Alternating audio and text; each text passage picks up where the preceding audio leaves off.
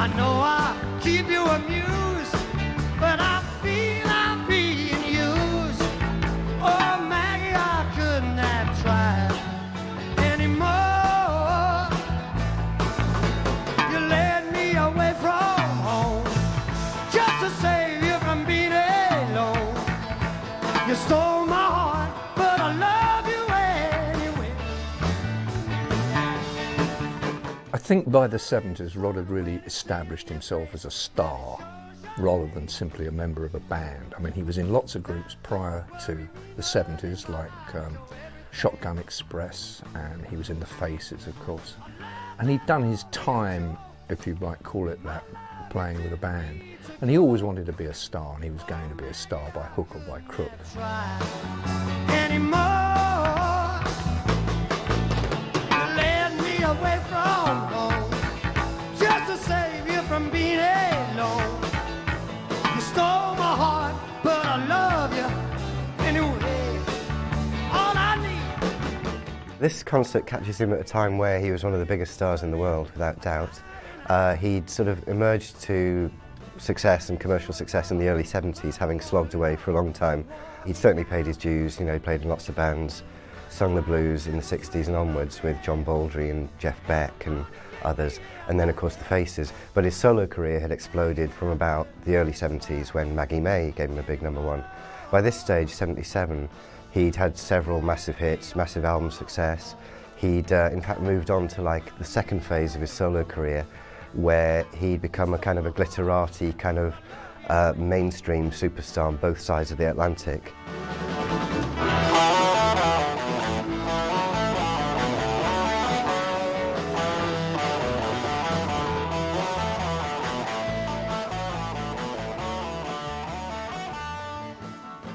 By 1977, Rod had left England and gone over to America, principally because his accountants told him that he would be paying something horrendous, like 83% in the pound tax. Really heavy tax then. I don't think he particularly wanted to go, but he was urged to go. The Faces had broken up, they'd been hugely successful. And he was going solo, and Ronnie Wood was off to join the Stones. So it was a sort of an end of an era, really, for him. He went over to America and really got sucked, I think, into the Hollywood life. He had this gorgeous girlfriend, Britt Eklund, at the time. She'd just been a Bond girl in one of the Bond movies, was blonde, beautiful, didn't mind saying that she was had a healthy interest in sex. Rod has by this time discovered Britt Eklund. Britt Eklund has discovered Rod. Rod has discovered Hollywood, and the two together are a pretty heady mix. And consequently, you have Rod Stewart superstar.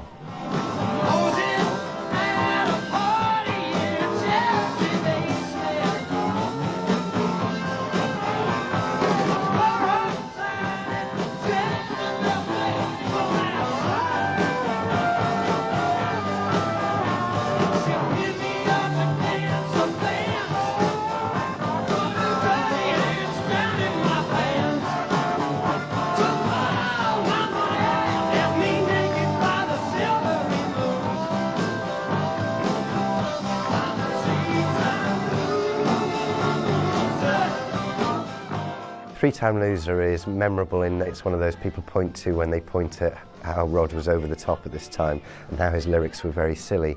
I mean, his charm had always been that his lyrics read like a diary. There was no kind of attempt to make them, to hone them down and make them more mainstream. Three-Time Loser is a little bit dodgy in that it seems to suggest there's some kind of STD situation going on here. I couldn't swear to it, but if you listen to those lyrics, it very much suggests that Rod is writing about the perils of sleeping around and STDs, which is not a record to play your mum, really, is it?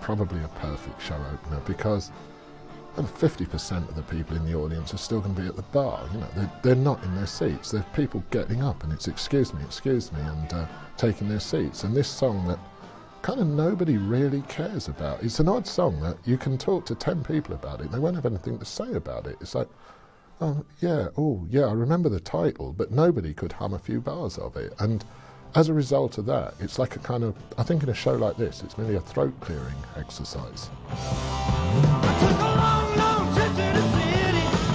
I was determined to get somewhere. I spent all my hard-earned money. I'd say it's to put me there. Think I am ready to go to the river, the Sunday flow, into the Gulf of Mexico. Think while you carry me home, oh yeah.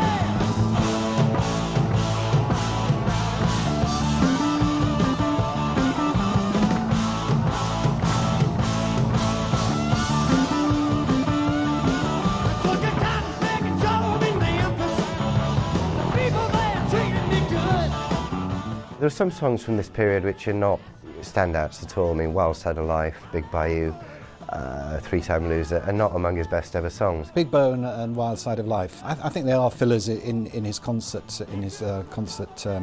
I think on this Melbourne show, nobody seems to be particularly interested in the Big Bayou and Wild Side of Life. I think they're filler album tracks, quite obviously, and I think they're fillers in this show as well, in as much as if you've got to have a kind of sense of build-up to the bigger numbers as the show goes on, then you've got to kind of start off with this sort of thing.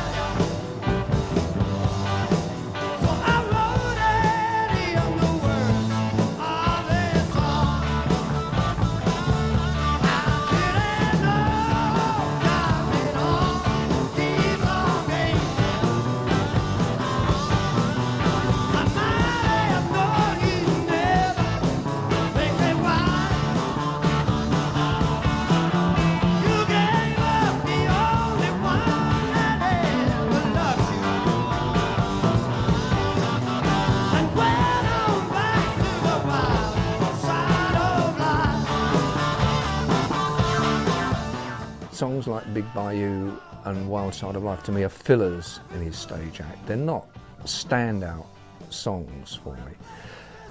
But you know, this is the great thing about somebody like Rod Stewart. I mean, he can make a quite ordinary song sound quite special.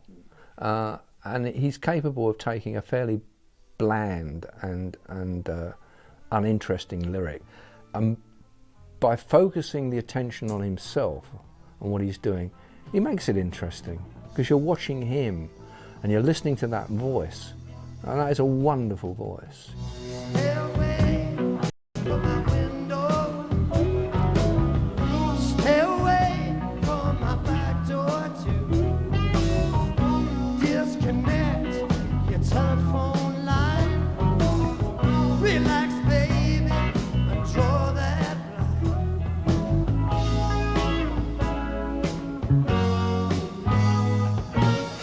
Kick off your shoes and sit right down, and loosen up that pretty French gown, and let me pour you a good long drink.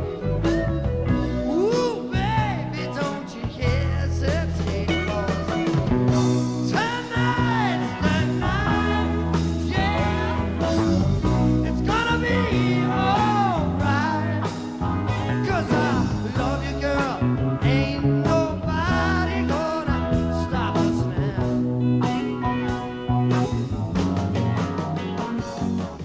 Tonight's the Night is one of those sort of records which people hold up as either loving or hating about Rod. It's either an absolute stone cold Rod Stewart classic, or it's an example of everything that is wrong about him. It depends on your personal judgment. That was a period when he really lost touch with the rock and roll side of his nature for me, and it became a little bit too much glam theatrics and not enough substance. Tonight's the Night was an absolutely kind of typical Rod Stewart song. I mean, it sums Rod Stewart up absolutely perfectly, and his relationship with his audience, you know.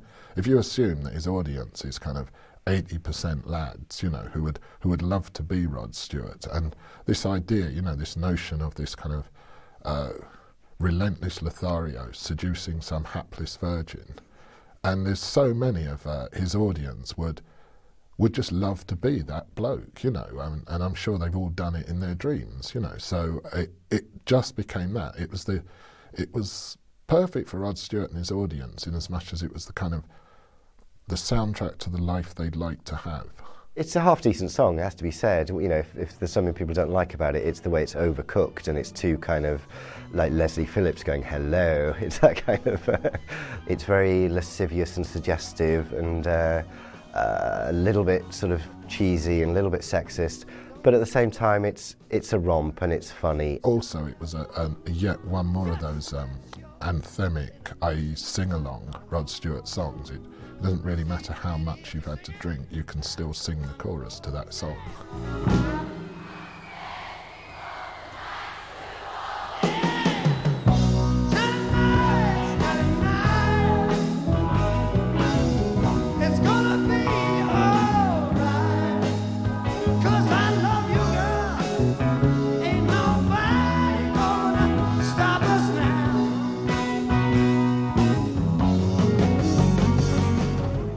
Tonight's the Night is a fine song, and written by Rod, and it caused quite some controversy at the time because it was about the deflowering of a virgin, so it got a ban from the BBC and so on. And for the video, Rod enlisted Brit to come on and mumble a few seductive words at the end, which caused much merriment for a 34-year-old Brit to be considered to be the virgin in the video. wasn't exactly great casting. One thing that's interesting in Tonight's the Night is where the camera pans to Britt Ekland in the crowd. One has to assume that this is dedicated to her and she's being serenaded. Although, to be fair, she doesn't look particularly happy in this clip. Maybe she's daydreaming, or maybe she's wondering whether she's got the shopping in for that night.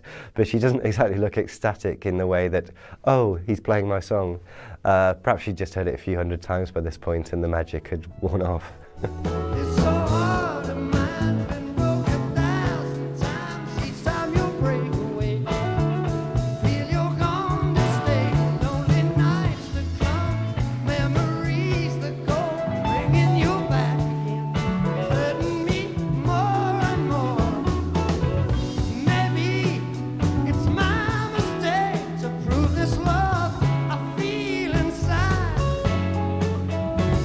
But I'm yours whenever you want me. You got me never knowing if I'm coming or going. I love you, yes I do. We for you. Sing the song. If I'm asked to choose between Rod Stewart doing a blues song and Rod Stewart doing a soul song, I would choose the soul song every time. Where Rod is particularly good around this era at covering standards is when he takes on the Motown songs and the soul songs, because the guy really did get this stuff. I mean, for all his sort of over-the-top excesses and image problems, he'd been, since the early 60s, since he could practically walk, he'd been covering, you know, R&B and soul and so forth, and, you know, loving Motown and Stax and so forth. So he generally did get this stuff. He knew how to deliver it. He knew how to phrase it. He knew when to take it down and when to bring it up. And if he was good at anything, he was good at singing soul numbers. I like the way that he interprets some of those songs. I like it when he does Sam Cooke stuff, and when he does Marvin Gaye stuff, or when he does the Temptations or the Isley Brothers. I like it when he does those songs because he gives them a little touch of what he really is, which is a rock and roller. So when he takes on This Whole Heart of Mine, or, you know, or a Motown song in general, he really does a fine job with it. But if you leave me 100 times I'll have you back. 'Cause I'm yours whenever you want me. You got me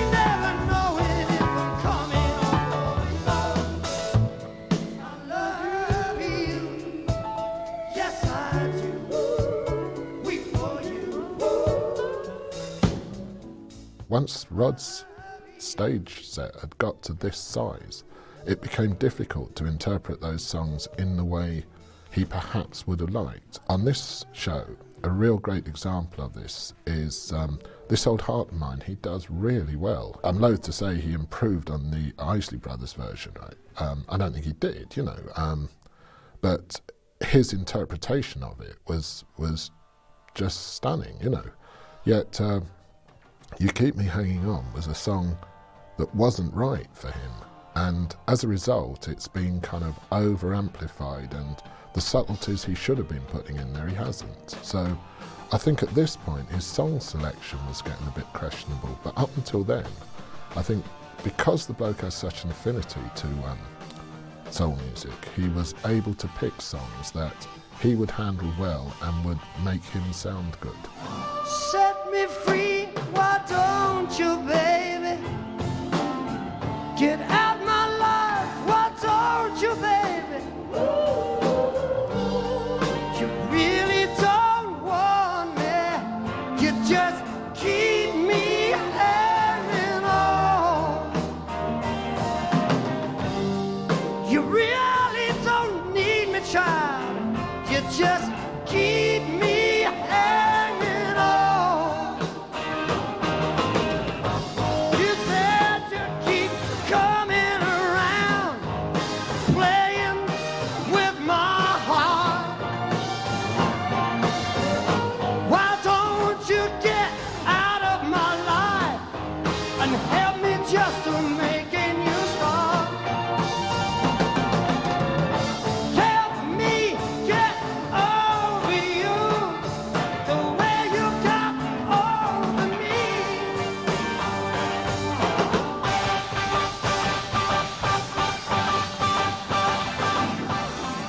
The great soul singers, the great Tamla Motown period that there was very kind of engineered. It was a bit too smooth and a bit too perfect.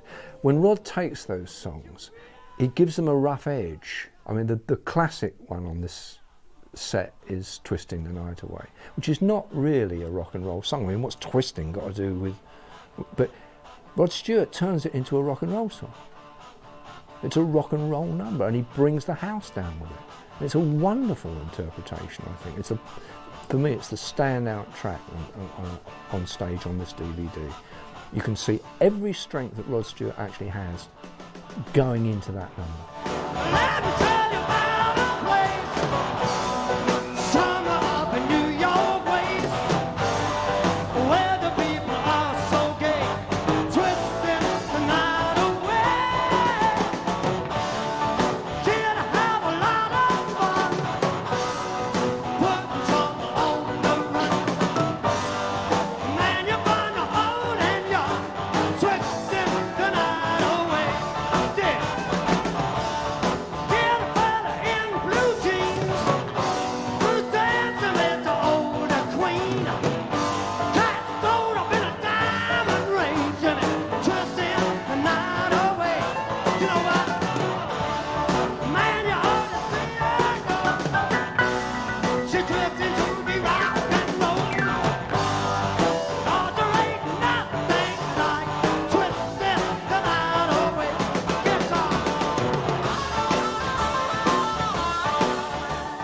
What this show catches is how huge a star Rod was at the time, and you can see from the crowd and the reaction of the crowd here in the stadium that he was huge around the world. You know, he wasn't just huge in Britain and the States, he was huge in Australia and everywhere else. He was an icon, he was an immediately recognisable face, and you can see from this gig that the crowd just love him, and he's totally confident. You know, he's preening around like this strange cross between a camp peacock and one of the lads that, you know, was perhaps the odd thing about him. And just loving it. It's also at a period in time where his voice was probably at its peak. He is a great entertainer, and it shows that he entertains. He's suddenly saying, okay, I am now Rod Stewart, superstar. Have a lot of fun, putting trouble on the run. Man, you find the old and young, twisting the night away. Let's get The worrying thing about this show is it's a small show made bigger as opposed from a big show. By the 70s, there were enormous touring bands out. You know, Sly and the Family Stone were enormous, Earth, Wind and Fire were enormous. I mean, physically enormous on the stage. Parliament Funkadelic was enormous. The Rolling Stones had built an enormous stage set. And Rod hadn't cottoned on to that one. Instead of making an enormous show that had grand things going on, grand effects going on, he'd simply taken the kind of show he could have done in a 200 capacity club and made it bigger by making it louder. And that flattens out so many of the subtleties of it. And what you're doing there, I think, at a show like that, when you've literally only got a 5-piece group on stage, nothing else, but you're probably 100 yards away from the stage at some points, it's the idea of Rod Stewart rather than actually Rod Stewart.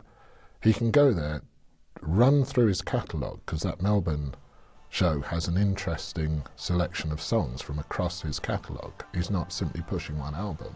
And it's right, okay, I bought my ticket to this show, I've gone to it, I've been in the same room as Rod Stewart. You subscribe to the idea of Rod Stewart. It's very much a show for people who've already bought the albums rather than selling albums to people.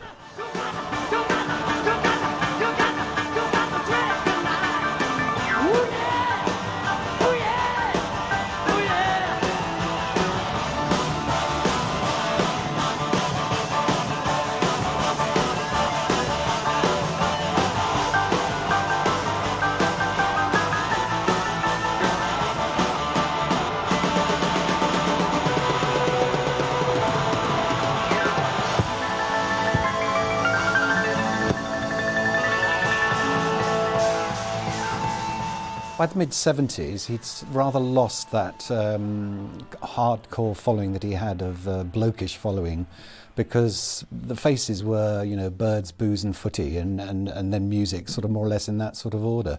And then when he went over to America, and very much under Britt Ekland's influence, you could see him changing into the sort of the Hollywood glamour style. And Britt sort of put him into, you know, eyeliner on stage and very sort of flouncy outfits. And then eventually, of course, the, you know, sort of leopard skin spandex tight pants. And I think he lost the respect for the music and his own talent for a while. He had very much been the regular guy, the bloke, you know, in a time of glam rock in the UK, he'd been the one saying, well, I stand for, you know, authenticity. The cover of his album Sing It Again, Rod, had been a pint glass, you know, a picture of a pint glass of beer. And, you know, he kicked footballs around. He was one of the lads with the faces. He was so not the glam thing. Also, of course, now punk rock had come along. So the sort of the working class ethic was very much believing in punk rock and smashing the system and changing what was around. Whereas just at this time, Rod had gone very kind of dripping with jewellery and very kind of swanky. So he'd sacrificed street cred for superstar status, if you like. I can tell by your eyes that you've probably been crying forever.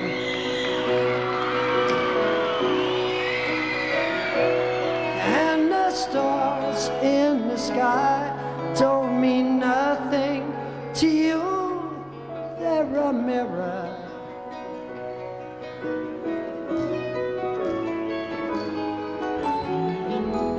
I don't wanna talk about it, how you broke my heart.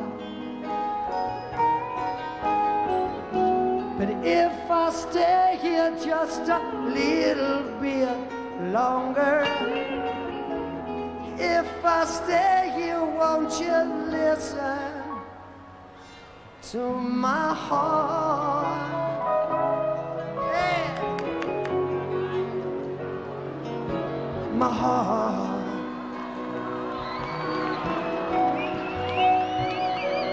If I stand all alone, will the shadow hide the color of my... I Don't Want to Talk About It is a Rod evergreen, a perennial, and he did a marvellous job on it. It's a great song. I Don't Want to Talk About It is I think one of his very best ballads.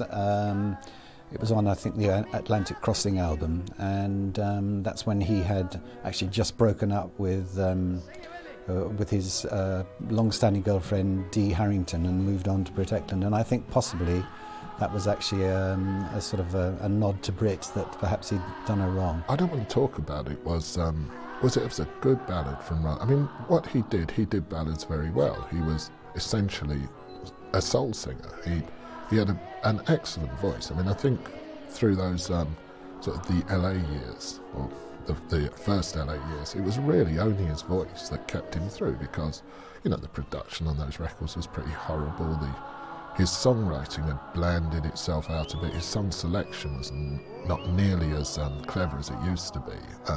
Yet it was his voice carried a lot of this sort of substandard material through. His singing did not suffer for being richer, let's face it. You know, it's a bit, when people say, oh, people sold out and, you know, their career went downhill, that's often a little bit of a sweeping statement, because, you know, singers don't suddenly become worse because they've got money in the bank. He can't help but put his soul into it. It's not like he was suddenly turning up and phoning in his vocals. He was still a great singer. This is a class song, like First Cut is the Deepest. It's from that kind of era, and people loved it and bought it in bucket loads. I don't wanna talk about it, how you broke my heart. But if I stay here just a little bit longer, if I stay here, won't you listen to my heart? Hey baby, my heart. The big furore at the time was that I Don't Want to Talk About It, First Cut is the Deepest had got to #1 despite selling less than the Sex Pistols' seminal God Save the Queen.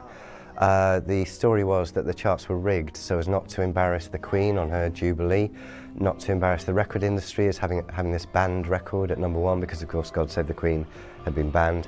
It's still sold. The banning of it in fact made people rush out and buy it. But the fact is that if you look at the charts for that week, in '77 Rod was #1, the Sex Pistols were #2. It was later dodgily proven, as all conspiracy theories are, but apparently the Sex Pistols record did sell more, but the chart figures were massaged. I really think it's a bit of kind of Malcolm McLaren kidology that, oh yes, that would have been #1, you know. Well, maybe 100,000 NME readers might have bought it, but at the same time I think you'd have 1 million people buying a Rod Stewart single. I'm not saying whether this was a good thing for sort of the cultural advancement of British youth or not, but I think if you look at it realistically, it's probably a bit of Malcolm McLaren's spin. So Rod probably unwittingly became the target of venom from punk rockers. Bear in mind, it wasn't his fault that this should happen. I mean, he wasn't instrumental in the banning of the Sex Pistols record, so any flack that he got at the time was totally unwarranted and thoroughly undeserved. Rod was always sort of outside looking in a bit, and as soon as he felt that they weren't moving on musically anymore, he wasn't, the challenge wasn't enough, and that they weren't going to crack America, because that's the real key for him. He wants to crack America.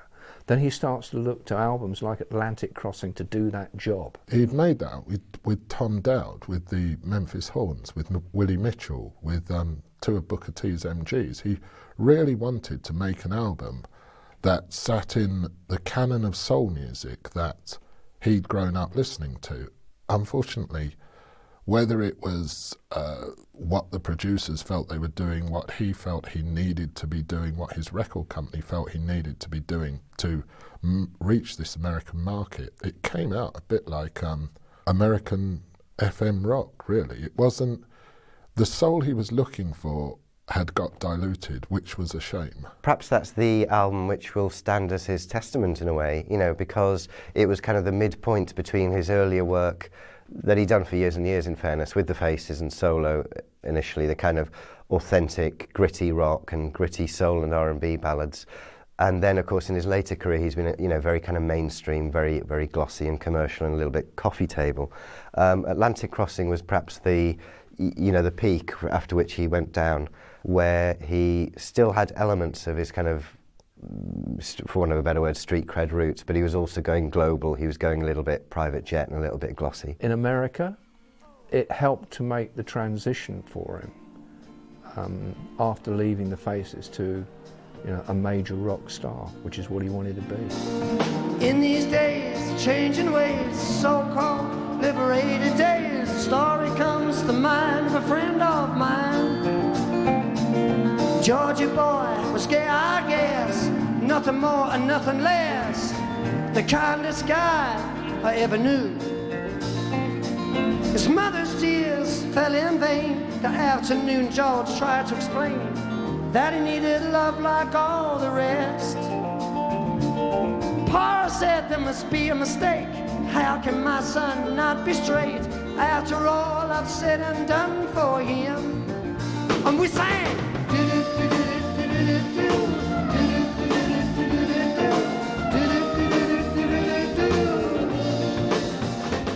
There's one song that called "The Killing of Georgie," which Rod wrote, which caused quite a stir at the time because it was about a friend of his, a black homosexual who was killed, and it caused a lot of fuss. That Rod should actually record something about that, and of course it raised all sorts of implications and questions about was Rod himself gay, which of course he wasn't.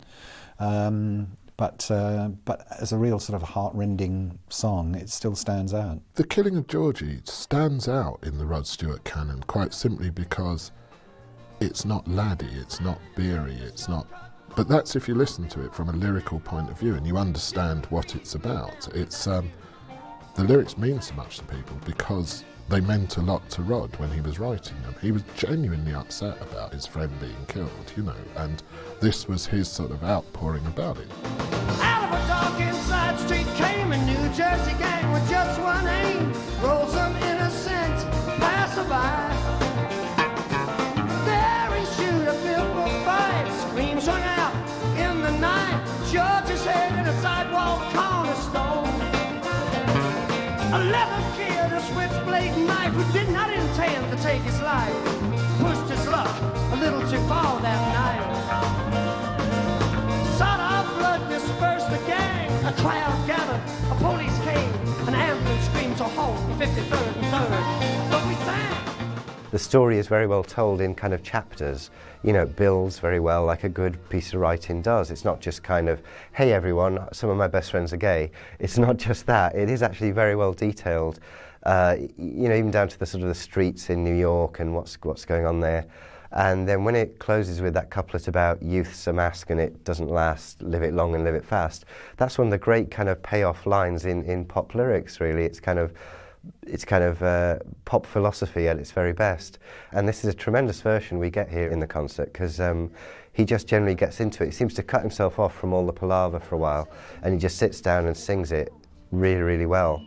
He said never wait or hesitate, get in kids before it's too late, cause you may never get another chance, cause youth's a mask but it don't last, live it long and live it fast. Georgie was a friend of mine, yeah.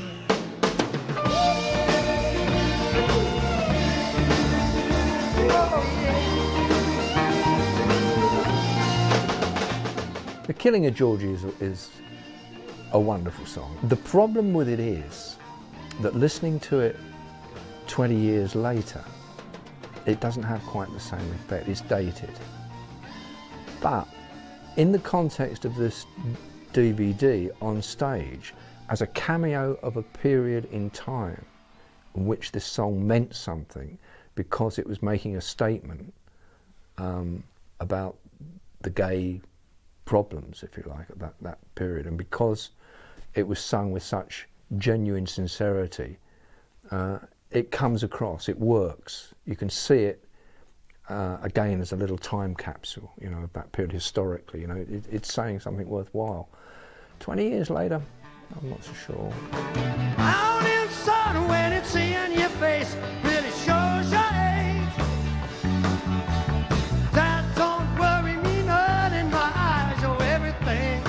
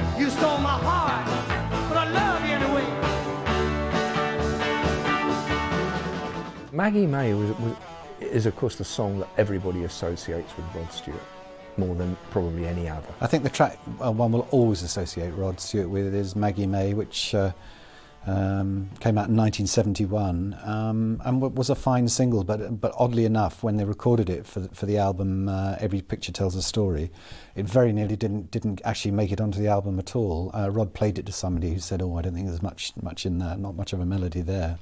So it actually got on only sort of by default when another song was needed just to complete the album, and it was released as the B-side of Rod's first of the single "Reason to Believe" by Tim Hardin. His cover version of that was the original A-side, but a DJ in Cleveland, Ohio, flipped it over and played Maggie May first, and it suddenly started taking off in America, and that's how it really became a hit, and eventually became a hit over here. It was a huge #1. It came from nowhere. It was #1 for ages. It made Rod's name. It, of course, started the breakup of the Faces in a way, because they were just playing backing on Rod's solo album for fun. They were all having fun. Nobody quite realised that Rod's solo career was going to go through the roof. So Maggie May was initially responsible for that. Another great song with another sort of set of lyrics that a little bit strange, but very, very good, because again, they're like a diary entry. They're so confessional and so autobiographical and intimate. Rod's reminiscence about an older woman taking his virginity at a pop festival. Again, it's something people, if they can't actually identify with, they would like to. I'm sure, you know, most teenage boys love the idea of being seduced by an older woman, and that's what that's about. I don't think anyone's kind of specifically said who Maggie May was, but Rod may have fessed up to that at some stage. I suppose I could collect my books and get on back to school,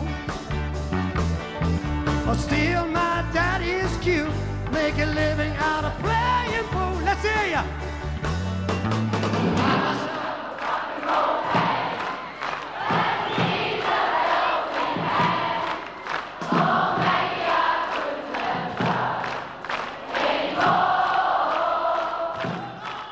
The durable appeal of songs like Maggie May and Stay With Me is the idea everybody can join in. Really, that's still what people want. You know, there's this saying, well, they want a tune that you can whistle at a bus stop, you know. People actually wanted songs they could join in, they could feel part of, you know. It's a bit like Mick Jagger's dancing. People who couldn't dance could easily follow a few of Mick Jagger's moves and pretend to be dancing, you know. With this, you could, 2 o'clock in the morning in a disco, you know, people have had a few, they can join in singing Maggie May or Stay With Me, and it sounds good. They go home singing it, they buy the record, you know, it's that sort of thing. They're just songs that seep into people's conscious. In the morning, don't say you love me, 'cause you know I'll only kick you out the door. I know your name is Rita, 'cause your perfume smells sweeter since when I saw you down on your floor. Guitar.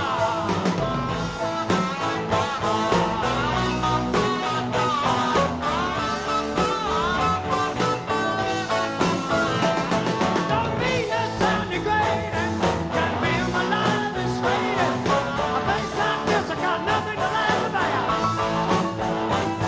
And let's say a fingernail, she already knows Jezebel. Get upstairs and read my tarot card. Stay with me, 'cause tonight you're gonna stay with me. Stay With Me was an absolute banker for Rod and the Faces at that time. It was written by Ron Wood and himself, and it sort of typified how the band was at the time, a real hard rocking number. Stay With Me was probably the Faces peak. It's the one which, you know, if everyone had to pick one Faces track to take to a desert island, that would be it, because it so rocks. It features all the band individually playing completely out their skin at their very best. And to this day, if you put it on, you know, in a club or somewhere, everyone will go completely crazy, which is all well and good. It was also saying to the girls, look, you know, spend the night with me, but don't expect me to be around in the morning. I'll be kicking you out of the door. Basically, that's what it was saying. And it was very much, you know, the party, good time Faces. When people say, are the Stones the best rock band in the world? No, they're not. The Faces are. That's the track that they'll dig out to prove their point.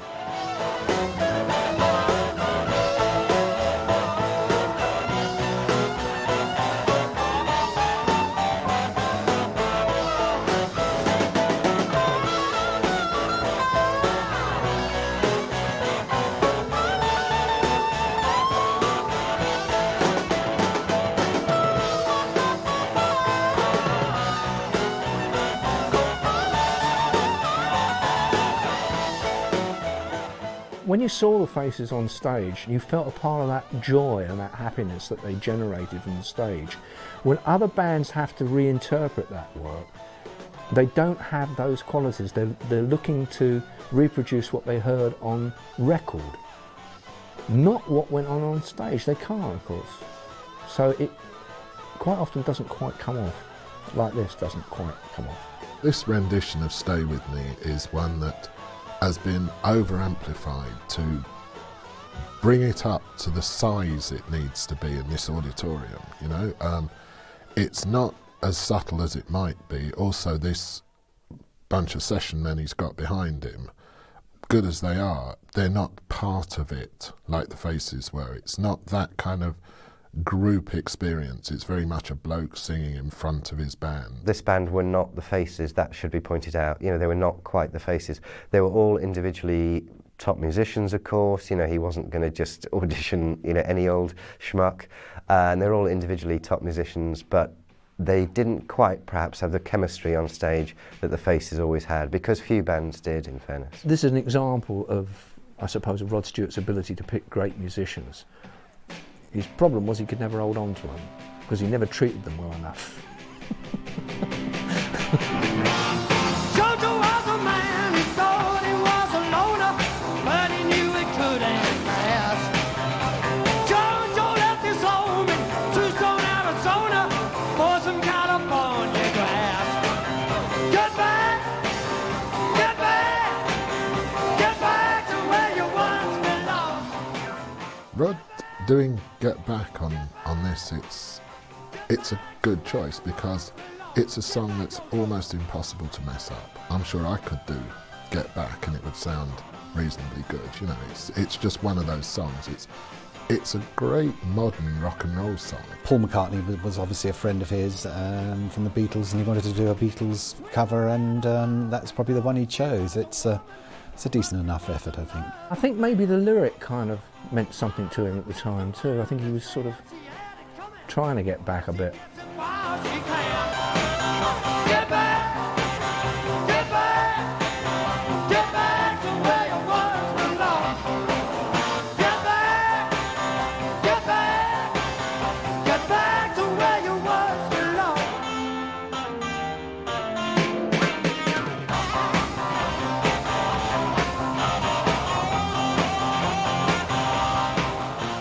When he does do a bad cover version, they're really bad.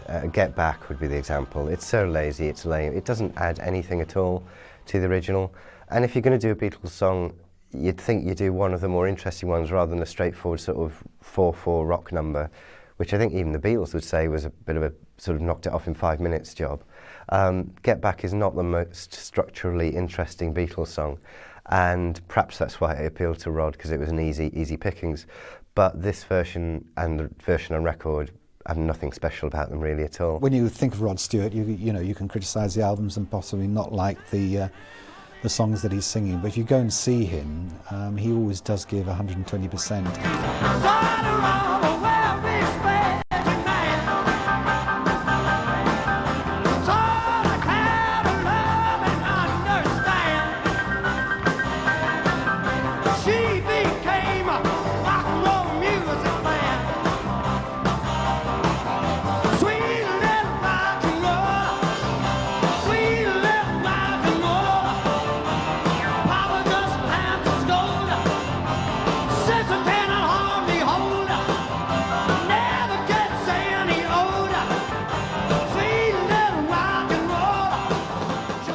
being praised all the time as a great singer and one of the great white soul voices, he obviously knew that he could, you know, take on a cover version and do a great job with it. There were people like Elton John calling him the greatest white soul singer in the world, the greatest soul singer in the world, bar none. Chuck Berry, famously, when he heard Rod cover a Chuck Berry song, "I can't believe that guy's white," you know, this kind of thing. He was really, really highly praised at the time. I know he's a bit of a kind of a cartoon comedy figure in a way now to some of us, but when he first emerged, the thing was, great voice, this guy's got a great voice, and that was what he was praised for.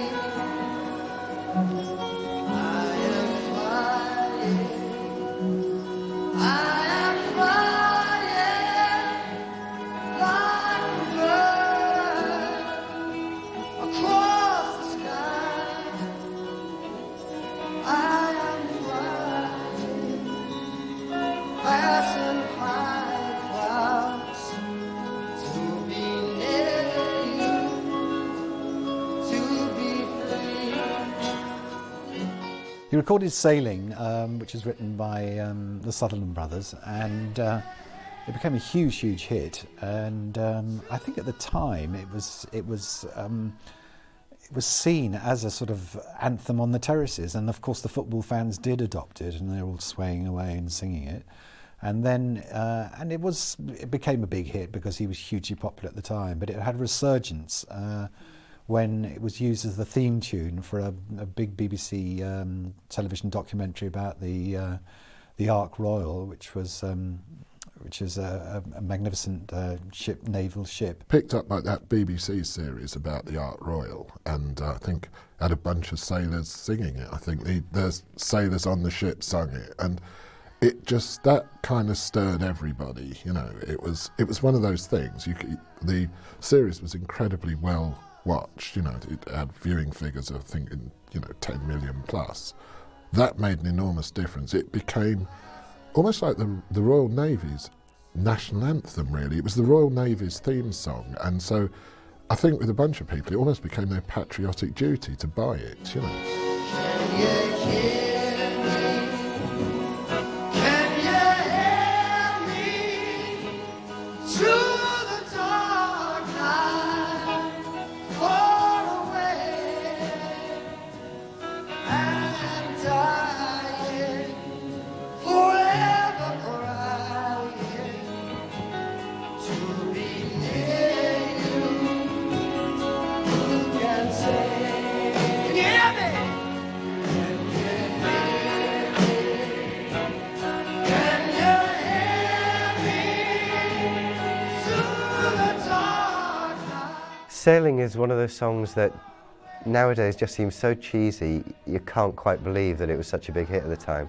But at the time it was the kind of the Angels by Robbie Williams of its day, or the Don't Look Back in Anger by Oasis of its day. It was just ubiquitous, it was everywhere. The problem one has with Rod Stewart is that he can be so good, he can be so credible, he can be so believable, and then he'll sell his soul to Hollywood, and he'll do something like Sailing because he knows that it's a crowd pleaser, and he knows that it works from the stage to the audience, and the audience will join in.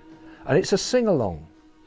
It's an old sing-along song, you know, and they'll get the arms will go up and all that nonsense, you know. It's a crap song.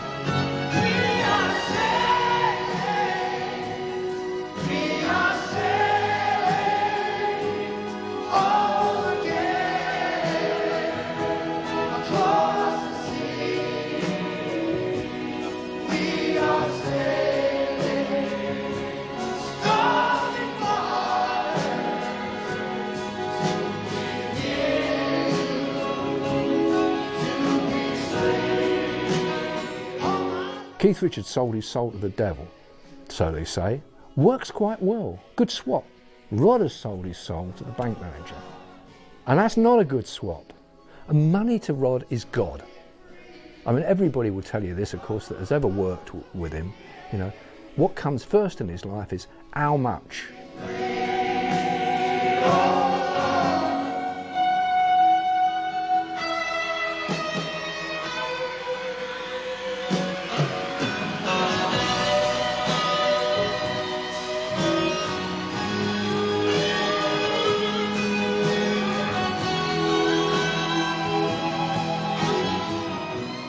When you watch this concert, you can see in a way that the way inevitably he would go forward would become a little bit cabaret, a little bit Scampi and Chips, a little bit, you know, a crooner, a lounge lizard doing cover versions, which of course is where he is today in 2007. Rod Stewart's metamorphosis as Frank Sinatra is really something that I find distasteful.